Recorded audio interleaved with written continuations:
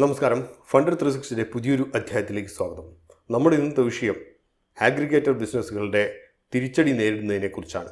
നമ്മൾ 2-3 ദിവസങ്ങൾക്ക് മുമ്പ് പത്രവാർത്തകളിൽ കണ്ടിട്ടുണ്ടാവും, ഇന്ത്യ പുതിയ ലേബർ റൂൾസൊക്കെ ഇൻട്രൊഡ്യൂസ് ചെയ്തു. കാലങ്ങളായിട്ടുള്ള 10-29 റൂൾസൊക്കെ ഉണ്ടായിരുന്നത് അത് വളരെ കോംപ്ലക്സ് ആയിട്ടും വളരെ മനസ്സിലാക്കാൻ ബുദ്ധിമുട്ടുള്ളതും ഈ സെക്കൻഡറി ഇൻ്റർഫറൻസൊക്കെ ലേബർ കോർട്ടുകളിൽ ഉൾപ്പെടെയാണെങ്കിലും വളരെയധികം ബുദ്ധിമുട്ടുള്ളതായിട്ടൊക്കെയാണ് കണക്കാക്കപ്പെട്ടിരുന്നത്. അപ്പോൾ ഇന്ത്യ ഒരു വലിയൊരു പരിധിവരെ ഒരു മുതലാളിത്തത്തിലേക്ക് കാൽവെക്കുന്നതിൻ്റെ ചവിട്ടുപിടിയൊക്കെ ആയിട്ട് കുറച്ച് മാറ്റങ്ങളൊക്കെ വരുത്തിയിട്ട് പ്രധാനമായിട്ട് ഒരു 4 ലേബർ റൂൾസ് അവതരിപ്പിച്ചു. അപ്പോൾ അതിൽ കുറച്ചൊരു സാമൂഹികമായിട്ട് ഒരു സുരക്ഷ ഉറപ്പുവരുത്തുന്നതിന് വേണ്ടിയിട്ടുള്ള ചില നിയമങ്ങളും അല്ലെങ്കിൽ ചില സജഷൻസും അതുമൊക്കെയാണ് സത്യത്തിൽ ഈ പറഞ്ഞ ആഗ്രിഗേറ്റർ ബിസിനസ്സുകൾ നടത്തുന്ന സ്വിഗ്ഗി, സൊമാറ്റോ, യൂബർ, ഓല എന്നിങ്ങനെയുള്ള കമ്പനികൾക്ക് തിരിച്ചടിയായി മാറിയേക്കും എന്നുള്ള ഒരു ഭയമുള്ളത്. ആഗ്രിഗേറ്റർ ബിസിനസ് എന്ന് പറഞ്ഞു കഴിഞ്ഞാൽ അവർക്ക് സ്വന്തമായിട്ട് സർവീസുകളോ ബിസിനസ്സുകളോ ഒന്നും സാധാരണ നടത്താറില്ല. പക്ഷേ ആഗ്രിഗേറ്റ് ചെയ്യുക, അതായത് എല്ലാം കൂടി കൂട്ടിച്ചേർക്കുക, അത്തരത്തിലുള്ള ബിസിനസ് ചെയ്യുന്നവർ. ഉദാഹരണമായിട്ട് പറയുകയാണെങ്കിൽ സ്വിഗ്ഗി, അവർക്ക് സ്വന്തമായിട്ട് റെസ്റ്റോറൻറ്റ്സ് ഇല്ല, പക്ഷേ റെസ്റ്റോറൻറ്റുകളെ എല്ലാം കൂടെ ഒരൊറ്റ പ്ലാറ്റ്ഫോമിൽ കുടക്കീഴിൽ കൊണ്ടുവന്ന് ആ ഒരു ഒറ്റ ആപ്പ് എടുത്ത് നോക്കിക്കഴിഞ്ഞാൽ നമ്മളെപ്പോലുള്ള ഉപഭോക്താക്കൾക്ക് റെസ്റ്റോറൻറ്റുകളും അവയിൽ സെർവ് ചെയ്യുന്ന ഭക്ഷണവും കാണാൻ കഴിയും. റെസ്റ്റോറൻറ്റുകളെയോ അല്ലെങ്കിൽ ഭക്ഷണത്തെയോ ഏത് ഡിഷാന്നുള്ളത് അത് സെലക്ട് ചെയ്തിട്ട് നമുക്ക് ഓർഡർ ചെയ്യാൻ കഴിയും. സ്വിഗ്ഗിയുടെ ഭാഗത്തു നിന്നും അവർ ഡെലിവറി പാർട്ട്നേഴ്സിനെ വഴി നമ്മുടെ വീട്ടിലേക്ക് ഡെലിവറി ചെയ്യും. അപ്പോൾ ഇങ്ങനെ എല്ലാം കൂട്ടിച്ചേർത്തിട്ട് ഒരു സർവീസ് ഓഫർ ചെയ്യുന്നവരെയാണ് സാധാരണ ആഗ്രിഗേറ്റേഴ്സ് എന്ന് പറയുന്നത്. യൂബറും ഒക്കെ അതുപോലെ തന്നെയാണ്. യൂബറിന് സ്വന്തമായിട്ട് കാറുകളില്ല, പക്ഷേ സാധാരണ ടാക്സിക്കാരും ഒക്കെ യൂബറുമായിട്ട് അസോസിയേറ്റ് ചെയ്യുന്നു. ഉപഭോക്താക്കൾ യൂബറിൻ്റെ വെബ്സൈറ്റ് വഴി ഈ കാറുകളുടെ സേവനം നേടിയെടുക്കുന്നു. യൂബർ ഒരു കമ്മീഷൻ എടുക്കുന്നു, ബാക്കിയുള്ളത് ടാക്സിക്കാർക്ക് ഡ്രൈവർക്ക് കൊടുക്കുന്നു. ഇതാണ് ഒരു ബിസിനസ് മോഡൽ. ഈ ഒരു വീഡിയോ പ്രധാനമായും ചെയ്യാമെന്ന് കരുതിയത് കഴിഞ്ഞ 2-3 ദിവസങ്ങളായിട്ട് വളരെയധികം സോഷ്യൽ മീഡിയ വീഡിയോകളും അതേപോലെ തന്നെ ചില ബ്ലോഗുകളും ചില ഓൺലൈൻ മീഡിയയും ഒക്കെ സ്വിഗ്ഗിയും സൊമാറ്റോയും ഒക്കെ ഇനി അങ്ങോട്ട് തകർന്ന് തരിപ്പണമാകുമെന്ന രീതിയിലൊക്കെ പ്രചാരണങ്ങൾ ഉണ്ടായിരുന്നു. പക്ഷേ സ്വിഗ്ഗിയുടെയും സൊമാറ്റോയുടെ ഭാഗത്തു നിന്നും വന്നിട്ടുള്ള വിശദീകരണങ്ങളെന്ന് പറഞ്ഞു കഴിഞ്ഞാൽ ഈ പറഞ്ഞ നിർദ്ദേശങ്ങളൊക്കെ ഒരു ലിമിറ്റഡ് ഇമ്പാക്റ്റ് മാത്രമേ ഫിനാൻഷ്യൽസിൽ ഉണ്ടാവുകയുള്ളൂ എന്നുള്ളതാണ്. അപ്പോൾ നമ്മൾ ഇന്ന് ചർച്ച ചെയ്യാൻ പോകുന്നതെന്ന് വെച്ച് കഴിഞ്ഞാൽ യഥാർത്ഥത്തിൽ ഈ പറഞ്ഞ നിർദ്ദേശങ്ങൾ, അതായത് ഈ നിർദ്ദേശം എന്ന് പറയുന്നത് മറ്റൊന്നുമല്ലായിരുന്നു. പുതിയ ലേബർ റൂൾസിൽ പറയുന്നത് ആഗ്രിഗേറ്റർ ബിസിനസ് നടത്തുന്നവർ അവർ 2020 കോഡ് ഓഫ് സോഷ്യൽ സെക്യൂരിറ്റി പാലിക്കണമെന്നാണ്. 2020 കോഡ് ഓഫ് സോഷ്യൽ സെക്യൂരിറ്റി എന്താണ് പറയുന്നത് വെച്ച് കഴിഞ്ഞാൽ ഗിഗ് വർക്കേഴ്സ്, അതായത് നമ്മുടെ യൂബറോ അല്ലെങ്കിൽ ഓലയോ സ്വിഗ്ഗിയോ സൊമാറ്റോ ആകട്ടെ, ഇവർ ഡെലിവറി പാർട്ട്നേഴ്സ് ഉണ്ടാകും. ഈ ബൈക്കിൻ്റെ അകത്ത് കൊണ്ടുപോയിട്ട് ഡെലിവറി ചെയ്യുന്നവർ അവർ അവരുടെ എംപ്ലോയീസ് അല്ല, പക്ഷേ ഇതേപോലെ ഒരു അഡ്ഹോക്കായിട്ട് വർക്ക് ചെയ്യുന്നവരാണ്.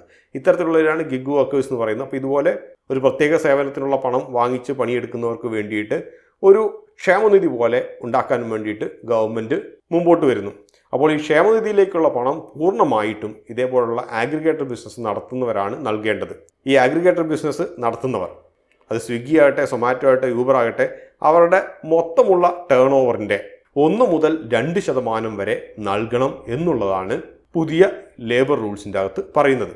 അപ്പോൾ ഈ 1 മുതൽ 2% വരെ നൽകുന്നത് കൊണ്ട് ഈ പറഞ്ഞ കമ്പനികൾക്ക് എന്തെല്ലാം മാറ്റങ്ങളാണ് ഫിനാൻഷ്യൽസ് ഉണ്ടാകുക എന്ന് നമുക്ക് പെട്ടെന്ന് പരിശോധിക്കാം. കോഡ് ഓഫ് സോഷ്യൽ സെക്യൂരിറ്റി പറയുന്നത് aggregators contribution to be paid by the aggregators for funding referred in clause 2 of subsection 1 of section 141 shall be such rate not exceeding 2% but not less than 1%. 2% കൂടാത്തതും 1% കുറയാത്തതുമായിട്ടുള്ള total ടേൺ ഓവറിൽ ഉള്ള പണം ക്ഷേമനിധിയിലേക്ക് നൽകണം എന്നാണ് പറയുന്നത്. ഇത് നമുക്ക് സൊമാറ്റോയുടെ കേസെടുത്ത് പരിശോധിക്കാം. സൊമാറ്റോയുടെ ഒരു ക്വാർട്ടർലി ടേൺ ഓവർ ഒരു 6000 കോടിയാണെന്നിരിക്കട്ടെ. നമ്മൾ കഴിഞ്ഞ കുറച്ച് വർഷങ്ങളൊക്കെ ആവറേജ് ചെയ്തതാണ്. അപ്പോൾ 1%, ഏറ്റവും ചുരുങ്ങിയ ശതമാനം എടുത്തു വെച്ച് കണക്ക് കൂട്ടുക 1% എന്ന് പറഞ്ഞാൽ, അങ്ങനെയെങ്കിൽ ഈ പറഞ്ഞ കൊടുക്കേണ്ട ലെവി എന്ന് പറയുന്നത് ഏകദേശം 60 കോടി രൂപ വരും. ഒരു ആവറേജ് റവന്യൂ നമ്മൾ എടുത്ത് നോക്കുകയാണെങ്കിൽ ക്വാർട്ടർലി 180 കോടി രൂപ എന്ന് വെക്കുക. ഈ 180 കോടി രൂപ എന്ന് പറയുന്നത് വളരെ ലീൻ മാർജിനാണെന്ന് കണക്ക് കൂട്ടണം. ആകെ ഒരു 3% പ്രോഫിറ്റ് മാർജിൻസ് ഉള്ളൂ. നെഗറ്റീവിൽ നിന്നും ഈ പോസിറ്റീവായിട്ടുള്ള 2 to 3% വന്നു എന്ന് പറയുന്നതിന് വലിയ കാര്യമാണ്. പക്ഷേ എങ്കിലും അത്രയേ ഉള്ളൂ. അപ്പോൾ ഈ 60 കോടി രൂപ നൽകി കഴിഞ്ഞാൽ പിന്നെ 180 കോടിയിൽ നിന്നും വെറും 120 കോടി രൂപ മാത്രമേ ലാഭമുള്ളൂ. ശരിക്കും ഇതെന്താണ് സംഭവിക്കുന്നത്? മൊത്തമുള്ള ലാഭത്തിൻ്റെ 1/3 നഷ്ടപ്പെട്ടു. കാരണം ടേൺ ഓവറിനെ അടിസ്ഥാനപ്പെടുത്തിയിട്ടാണ് ഈ ക്ഷേമനിധിയിലേക്ക് പണം നൽകേണ്ടത് എന്നുള്ളത് കൊണ്ട് തന്നെ. അപ്പോൾ ഈ ഒരു 1% നൽകണം എന്നുള്ളത് തന്നെ വളരെ വലിയ ഒരു തിരിച്ചടിയാണ് കമ്പനിക്ക് നേരിടുന്നത്. 33% വരുന്ന പ്രോഫിറ്റ് ഡ്രോപ്പാണ് ഇതുവഴി ഉണ്ടാകുന്നത്. പ്രൈവറ്റ് ഇക്വിറ്റിയും അതേപോലെ തന്നെ സ്വിഗ്ഗി ഉൾപ്പെടെ ഉള്ളവർ പറയുന്നതെന്ന് വെച്ച് കഴിഞ്ഞാൽ ഇതൊരു ലിമിറ്റഡ് ഇമ്പാക്റ്റ് മാത്രമേ അവരുടെ ബുക്സിൽ ഉണ്ടാക്കുകയുള്ളൂ, ഫിനാൻഷ്യൽസിൽ ഉണ്ടാക്കുകയുള്ളൂ എന്നുള്ളതാണ്. അതിൽ പ്രധാനമായിട്ടും ഞാൻ കഴിഞ്ഞ ഒരു 1-2 ദിവസത്തിൻ്റെ അകത്ത് കുറച്ച് ഇൻ്റർവ്യൂ ഒക്കെ കണ്ടതിൻ്റെ അകത്ത് പ്രധാനമായിട്ടും പറയുന്ന ഒരു കാര്യം, കോഡ് ഓൺ സോഷ്യൽ സെക്യൂരിറ്റി 2020 പറയുന്ന മറ്റൊരു ക്ലോസ് ആണ്. ആ ക്ലോസ് ഇതാണ് പറയുന്നത്: the contribution by an aggregator shall not exceed 5% of the amount paid or payable by an aggregator to gig workers and platform workers. അതായത് പ്ലാറ്റ്ഫോം വർക്കേഴ്സിന് മൊത്തം നൽകുന്ന, അതായത് ഡെലിവറി പാർട്ട്നേഴ്സിന് മൊത്തം നൽകുന്ന പണത്തിൻ്റെ 5% ഏറെ ഈ പറഞ്ഞ ക്ഷേമനിധിയിലേക്ക് നൽകേണ്ട ആവശ്യമില്ല എന്നുള്ളതാണ്. അപ്പോൾ ഇതിൽ നിന്നും ആശ്വാസം കണ്ടെത്തുന്നു. പക്ഷേ യഥാർത്ഥത്തിൽ നമ്മൾ നമ്പർ ഒന്ന് എടുത്ത് നോക്കിക്കഴിഞ്ഞാൽ നമുക്ക് സൊമാറ്റോയുടെ കഴിഞ്ഞ 2-3 വർഷത്തെ ബാലൻസ് ഷീറ്റ് എടുത്ത് നോക്കുക. അതിൻ്റെ അകത്ത് നമുക്ക് കാണാൻ കഴിയും ഏകദേശം 2500 കോടി രൂപയോളം ക്വാർട്ടർലി ഈ ഡെലിവറി പാർട്ട്നേഴ്സിന് സ്പെൻഡ് ചെയ്യുന്ന പണമാണ്. അതായത് 2500-ന്റെ 5% 125 കോടി രൂപ ആണ് മാക്സിമം സീലിംഗ് കമ്പനി നൽകേണ്ടി വരുന്നത്. അതായത് ഈ പറഞ്ഞ ഒരു ക്ലോസ് കൊണ്ട് 5% എന്ന് പറയുന്ന അപ്പർ സീലിംഗ്, ഡെലിവറി പാർട്ട്നേഴ്സിൻ്റെ അപ്പർ സീലിംഗിൻ്റെ ക്ലോസ്, ആ ഒരു ക്ലോസ് കൊണ്ട് സത്യത്തിൽ പറഞ്ഞാൽ കമ്പനിക്ക് പ്രത്യേക ലാഭമൊന്നുമില്ല. കാരണം 6000 കോടി രൂപയുടെ 1% 60 കോടി രൂപ തന്നെയാണ് ഈ പറഞ്ഞ 125 കോടിയേക്കാളും ചെറുത് എന്നുള്ളത് കൊണ്ട് തന്നെ. അപ്പോൾ ഈ 60 കോടി രൂപ എന്തായാലും പോക്കറ്റിൽ നിന്ന് പോകും. ഏകദേശം 33% ഒരു പ്രോഫിറ്റ് ഡ്രോപ്പ് അവിടെ ഉണ്ടാകും. ഇതെല്ലാം സത്യാവസ്ഥയാണ്.